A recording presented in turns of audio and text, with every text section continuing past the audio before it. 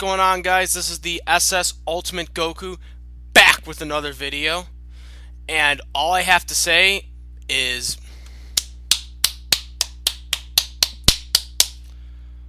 why am I giving a round of applause? This was by far, up to this point, the best episode done. By far, best English episode, best episode I have seen.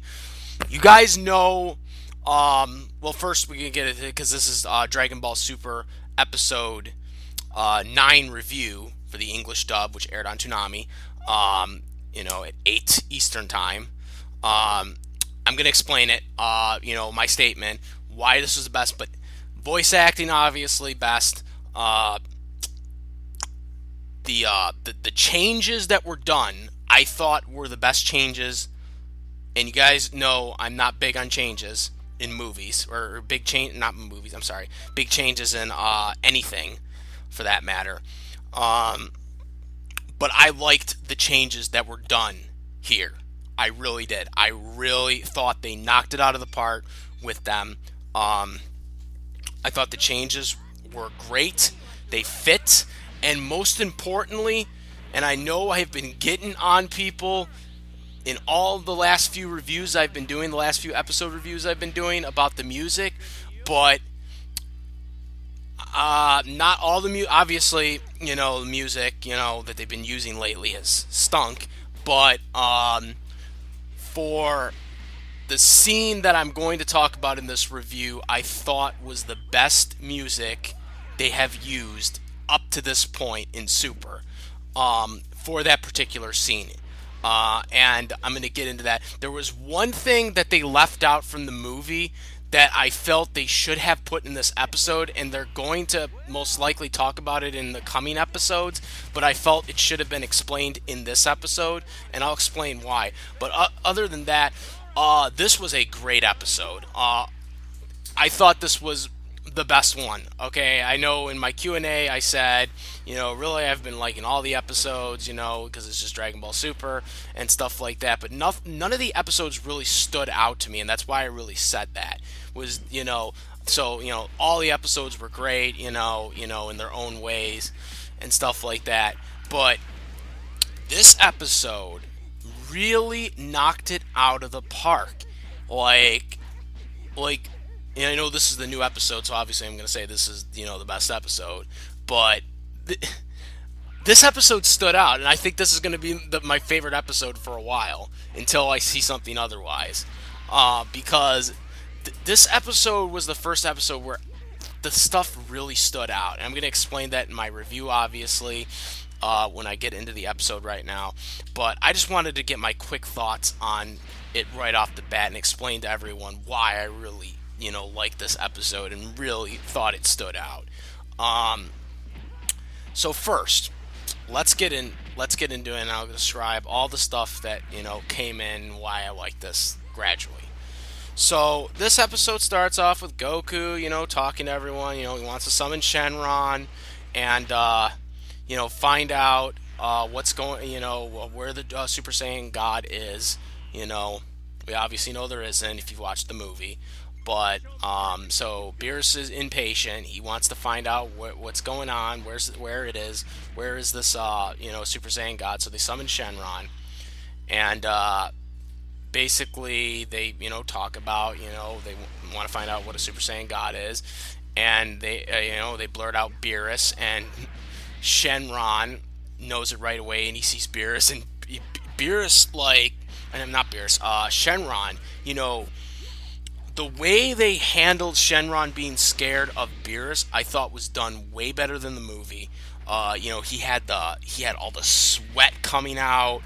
He was just like, oh, the height. I'm just naturally taller or whatever. I'm not trying to go beneath you. Like, they really, really made Shenron, this guy who's always like not scared of anybody. Hit the switch, and just like is completely trembled from Beerus. And yeah, we got that in the movie too, but I really felt Shenron was really, he just switched like just like that, like, and he had to sweat, the fear, like he was freaking. Oh my god, it was just spectacular. Um, and Beerus obviously was like, tell us what you do, and he basically said, I regret to inform you that there isn't an existing Super Saiyan God right now, but I can tell you how to get one.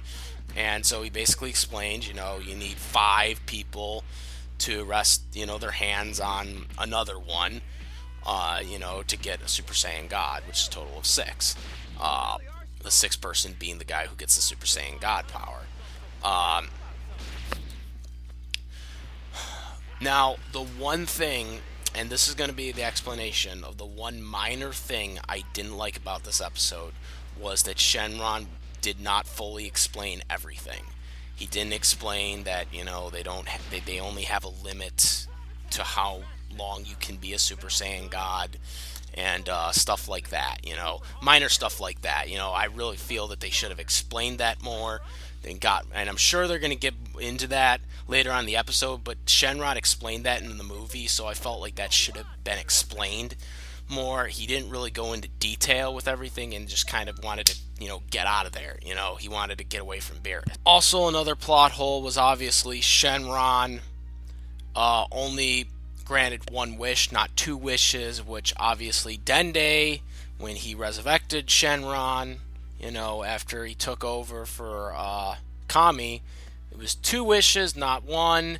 This is something that they also screwed up in Battle of Gods, the movie, so I'm not going to completely get on Super for this because this is also a consistency error with the movie as well. Even though in Revival F they didn't screw it up, but in the Battle of Gods they did, and then of course in Super they did as well. I thought they would have corrected this, but they didn't. Um, Now, I guess you could make the argument it's just because he was freaked out by Beerus, but at the same time, he's has an obligation to grant 2 wishes, so he should have still done it and not just scattered them out, because that's not fair. Because like you're supposed to grant at least one more wish before you freaking go back to your Dragon Balls and into stone for a year. So yeah, I thought that was pretty good. That they are, well, it wasn't good, but like I said, for the overall, way they handled Shenron, with Beerus, I thought was good, but not good with the plot hole. Someone had told me that it was going to happen that way, but I was hoping it wasn't. But I mean, I guess you could use the argument that he was scared by Beerus, so that could be the reason why he didn't. But that's still kind of a cop out, because he's supposed to have an obligation to grant 2 wishes. So that was the one issue with the plot hole of not granting 2 wishes when he should have, and only granted 1. So that's why they did that. But at the same time, I felt they should have put that in there. So after that was done, all the Saiyans, gathered. Piccolo basically was like, "We're screwed." Assuming that Vegeta isn't a righteous hero, because you have to be righteous to a righteous Saiyan to be this. So they're like, Vegeta isn't really righteous anymore, or at least that's what they say right now because of his past. But he is officially righteous, I guess now, because of his good deeds that he's been doing lately. So first they basically do Goten, Kid Trunks, Gohan, Adult Gohan, and Vegeta. They rest their hands on Goku, and I was like, wait, isn't Vegeta gonna say like, why can't he be it? And then right after I said it, boom, he's like, why can't I be the saying? He's like, and then Goku kind of says a different answer from what he said in Battle of Gods, the movie. He says, if this works, you can be the God next time. You can be the Super Saiyan God next time. He's like, oh, and like, so they try this. They all go to Super Saiyan, and Goku like is wondering, like, they're powering up and stuff like that, and he can't feel anything. And then Whis finally explains it to them that you need one more Saiyan because you need five pure-hearted, righteous Saiyans on Goku's hand, and then Goku gets to be the god, so it's technically six. Uh, so Whis explains that, and then then Beerus is just basically, okay, screw this, I'm gonna just blow up the planet now because they don't have one. So then, right before they're about to do it, Videl basically says that she's pregnant with, basically, as we know, at least in GT at the end and the end of Dragon Ball Z, Pan. Though she says she hasn't decided on a name yet, but we pretty much know that it's Pan if you've watched GT, or if you're Dragon Ball GT, which is non-canon, by the way. But if you've watched it, you know that's their kid. It doesn't necessarily mean she'll look like that, since that version of Pan is non-canon. But the Dragon Ball Z last two or one episode, I think it was, where Pan appears as 4 years old. That Pan is canon, and that's why we know it's Pan. But she hasn't named it yet. Chi-Chi actually came up with a funny thing too. It was like, combining Go Tarahan or something that she was saying, to be like kind of funny about it. So there was that too. Hercule hugged, Videl, saying he's gonna be a grandfather or whatever. Congratulations. And Goku even says like, "Oh, I'm gonna be a grandfather," because he was like, "What?" They even actually specifically meant the whole grandfather thing, and everyone, like I said with the Chi-Chi thing, wanting a name and stuff like that. They're just all celebrating. Chi-Chi even says she wants to have a shower for her, if she doesn't have anything planned. And Beerus basically makes the celebration short-lived because, he wants a Super Saiyan God. So, he basically says, stop it, get this going, because he's impatient at this point. He wants to blow up the planet if he doesn't get a Super Saiyan God. So once again, they hold hands with Videl. And one of the things I really liked was Videl sort of looked like a Super Saiyan. Obviously she wasn't, but for that, moment, because, she has the pregnant Saiyan inside of her, that's like a quarter Saiyan, which they specifically stated. She sort of has this, and even though she wasn't a Super Saiyan, I feel like this could lead the groundwork for possibly Pan or any girl Saiyan in the future, especially with Xenoverse being created. Even though Xenoverse is non-canon, it could create the groundwork for possibly a girl Super Saiyan, a female Super Saiyan. Maybe it will be a little more, edgier, when, an actual girl female Super Saiyan emerges, but this is kind of the first time you really see sort of like a Super Saiyan type, like, look to a girl, even though Videl wasn't really a Super Saiyan at this moment, she sort of looked like one, which I thought was really good. And so then they do this whole, like I said, the holding hands on Goku's back and stuff like that. And they had this really good effect. Like I loved it. It was way better than the movie. Like the movie, when they did the Super Saiyan God transformation thing, it was kind of epic, but at the same time, it was just kind of like really quick. It wasn't that long of a transformation sequence, because it was a movie. But for this episode, they really went far and beyond with the direction of the way they did it in the movie, which I thought was really interesting. They had this yellow stuff coming up into the sky. Bear said this is, God-like key energy. They had this big hole come out, and eventually it started raining and hazeling and then even snowing. I thought that was really cool, different, taste to this whole, climate, basically, into this whole, Super Saiyan God transformation. And then Goku basically, he gets picked up and there's like this red thing, and Beerus basically, has a flashback of his, prediction basically from his dream. Whis like, oh, you might be right after all. This is like God Key and stuff like that. So this yellow stuff is all over the place. I just loved it, and I mentioned this earlier. The music for this particular sequence was very good. This is the first one where the music actually fit with what was going on. They had a little build up tension going on. You know, actually something fits here. That this scene actually fit with the music that was being presented. Now, obviously, I think Bruce Falconer's music could have done better, but I think this is definitely good, a good sequence song for that Super Saiyan God transformation uh, music. At least for one time so far, we have seen something go right for the music, um, for the specific scene. So all that comes out.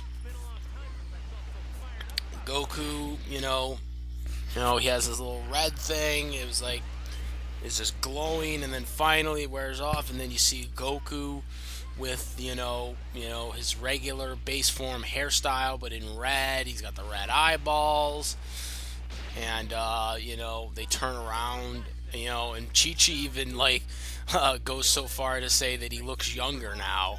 Um, so there's that too. Um,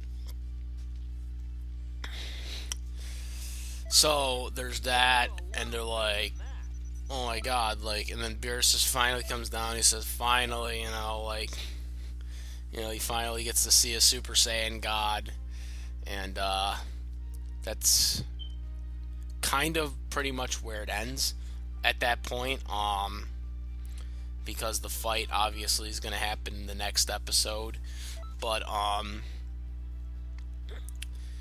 just, especially when he became a Super Saiyan God, it just looked really good. But that transformation, the music for that scene was really good. Probably the best one they've used up to this point. Um,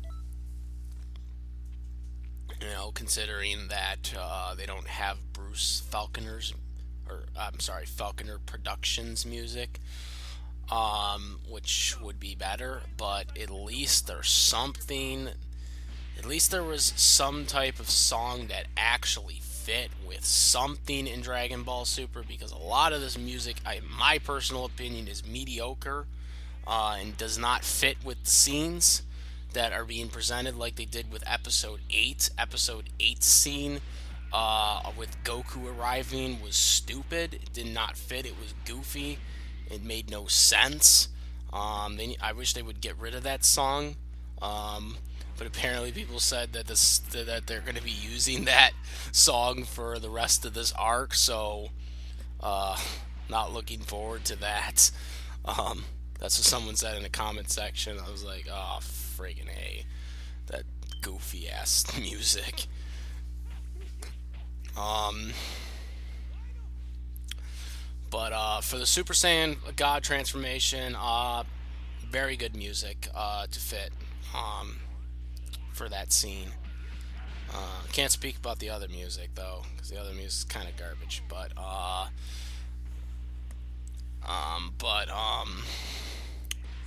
yeah, like I said, I thought this was a really good episode. The only things, like I said, that I've explained already, that the minor things that they didn't mention in this episode, which I felt like they should have mentioned in this episode, but it could be because they want to mention it later on.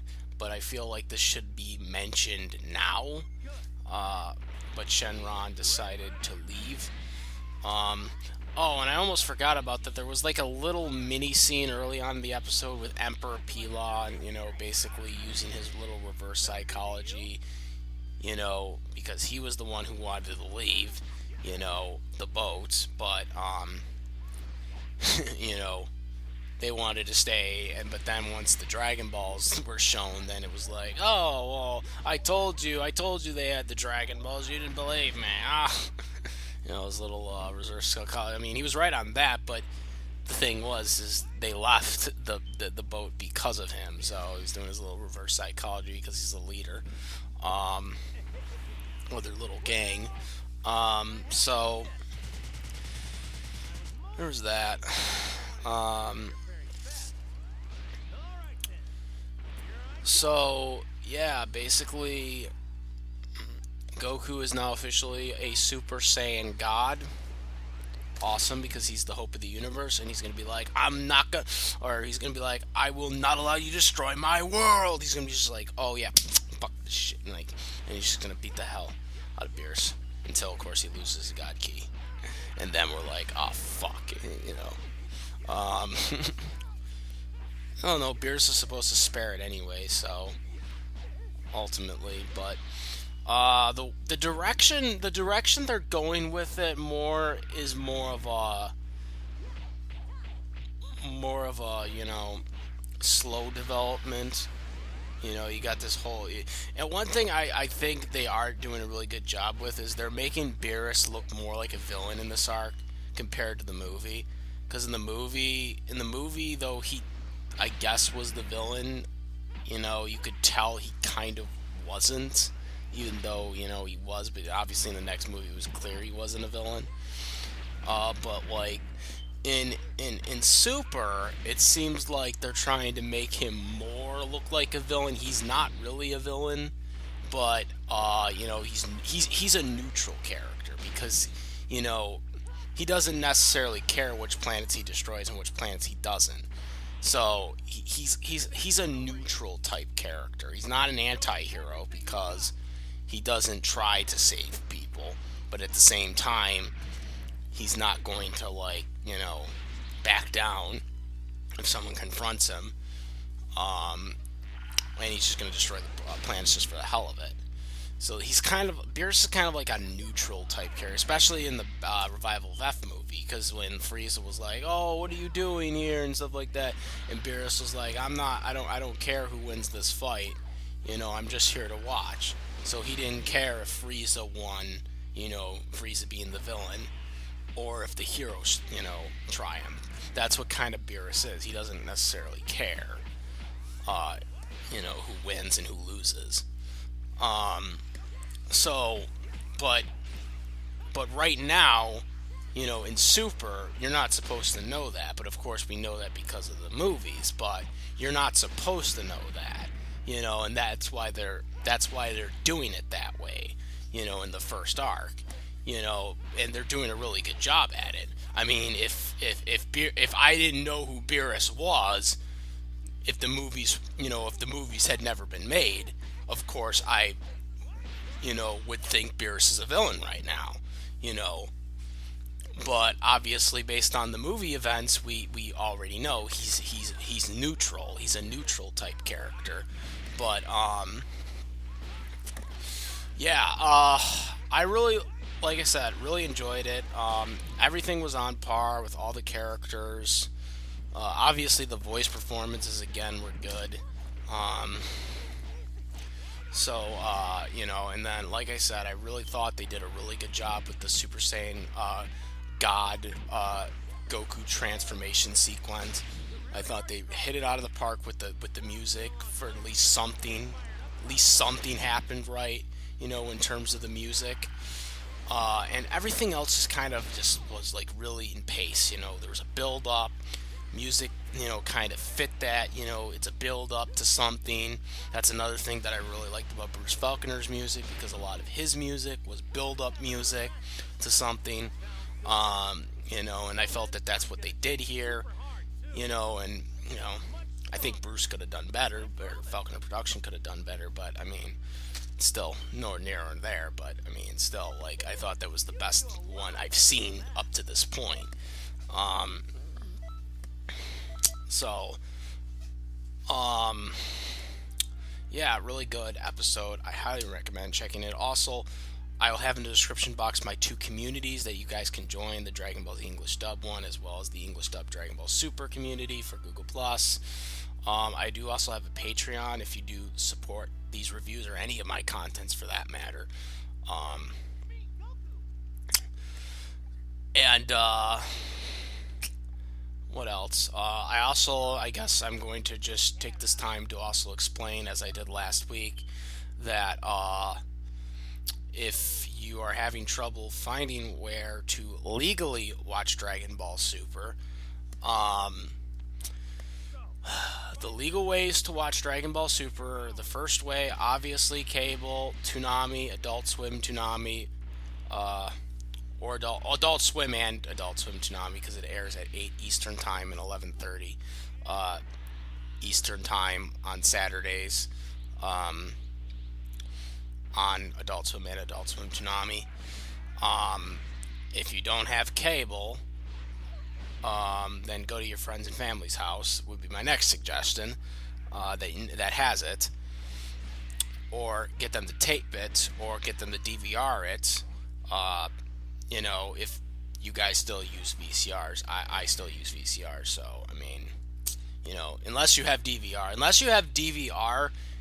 a lot of people actually will still use VCR because, like, they do still sell blanks tapes. I still get them at Rite Aid from time to time.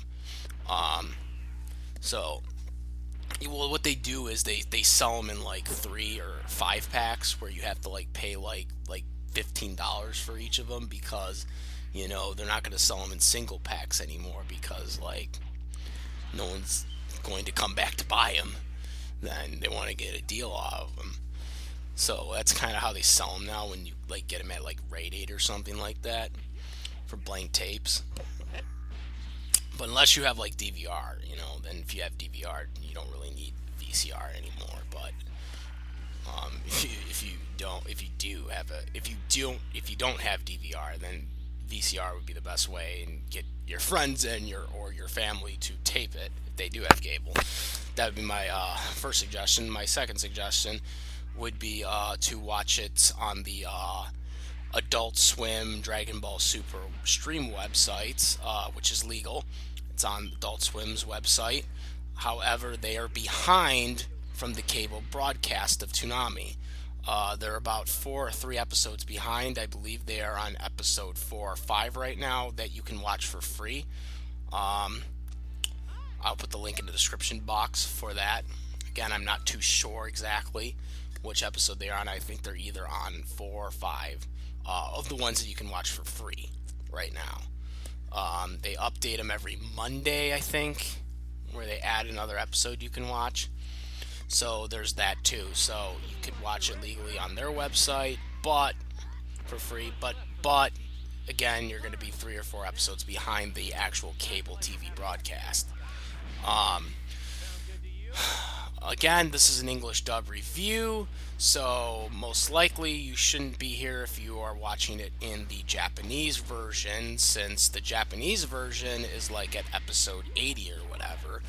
So if you're watching in English subtitles right now, you probably don't need this information, but I'll tell you anyways, to watch the subtitle Japanese version. It's on either Funimation Now or Crunchyroll. But yeah, most likely no one really cares about that unless you're watching it in Japan or watching the Japanese version with English subtitles. But like I said, I'll put the link in the description box for the Adult Swim version, for the Adult Swim website. That will send you right there. I got, like I said, the Google Plus communities. I do also have my Patreon, again, if you guys support my contents, because I make a lot. Even on DeviantArt, as most recently.